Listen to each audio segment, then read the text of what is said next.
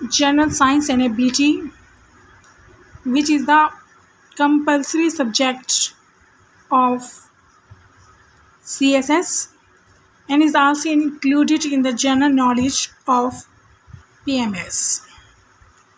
General science and ability में से सबसे पहला पार्ट जो है वो है जनरल साइंसेस और उसका जो सब पार्ट है वो है फिजिकल साइंसेस।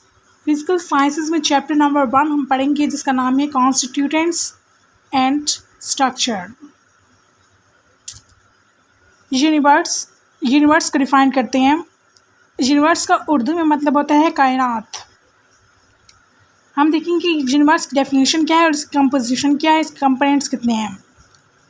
यूनिवर्स यानी पूरी कायनात को हम कैसे डिफाइन करेंगे? Can be define as anything that can be touched, felt, measured और detected is included in the universe.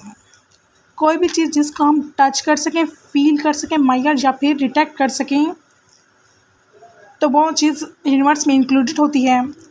Universe में टाइम भी शामिल है, स्पेस भी and all of the contents within it to make up the universe. Astronomy science की वो branch है जिसमें हम स्टडी करेंगे ऑब्जेक्ट्स और matter outside the earth atmosphere. जो अर्थ है इसकी कई लायर्स होती हैं जैसे कि ट्रोपोस्फेयर, मेसोस्फेयर, स्ट्रेटोस्फेयर वगैरह। तो इसके सबसे ऊपर वाली लायर के आउटसाइड जो भी ऑब्जेक्ट्स और मैटर हैं उनको हम इस स्टडी को हम एस्ट्रोनॉमी बोलते हैं। The study of objects and the matter outside the Earth's atmosphere and their physical and chemical properties is called astronomy. NASA defines the astronomy as simple the study of stars, यानी अर्थ के atmosphere के ऊपर यानी sky पर जो stars हैं, planets हैं और जो स्पेस है, इन सब की स्टडी को एस्ट्रोनॉमी कहते हैं। जैसे कि हमें एस्ट्रोनॉमी में पढ़ा कि study of stars, planets and space is known as astronomy. लेकिन पूरी यूनिवर्स की जो स्टडी है वो कॉस्मोलॉजी कहलाएगी। The branch of science that deals with the study of the universe, the study of how the universe began, what it is made of and how it continues to evolve and change is known as cosmology। यानी इसमें हम पढ़ेंगे कि universe कैसे generate हुई, begin शुरू हुई, किस चीज़ से ये बनी है और किस तरह ये इवॉल्व हुई और किस तरह इसमें चेंज आ रहा है, ये सब पढ़ेंगे कॉस्मोलॉजी में।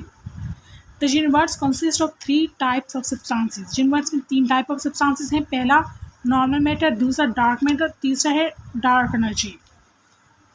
जो नॉर्मल मैटर है वो यूनिवर्स में स्मॉलेस्ट प्रोपोर्शन में है,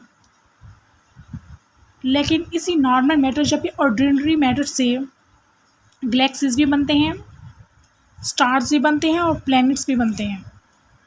इसके बावजूद ये मैटर का प्रोपोर्शन स्मॉल है। इसका मतलब कि जो डार्क मैटर जो हमें नज़र नहीं आता, जिससे हम सिर्फ डिटेक्ट कर सकते हैं, उसका प्रोपोर्शन ज़्यादा है और डार्क एनर्जी का भी प्रोपोर्शन यूनिवर्स में ज़्यादा है as compare to normal matter. Normal matter is present as smallest proportion of the universe and this is astonishing. ये हैरानकुन बात है because it is normal matter that make up the galaxies, stars, planets and other astronomical objects. The universe is extremely huge and contain over 100 billion galaxies. जो universe का size है वो बहुत बड़ा है और उसका अंदाज़ा हम इस बात से भी लगा सकते हैं कि इसके डायमीटर को यानी आर्ट के स्केयर को हम लाइट ईयर में मेजर करते हैं।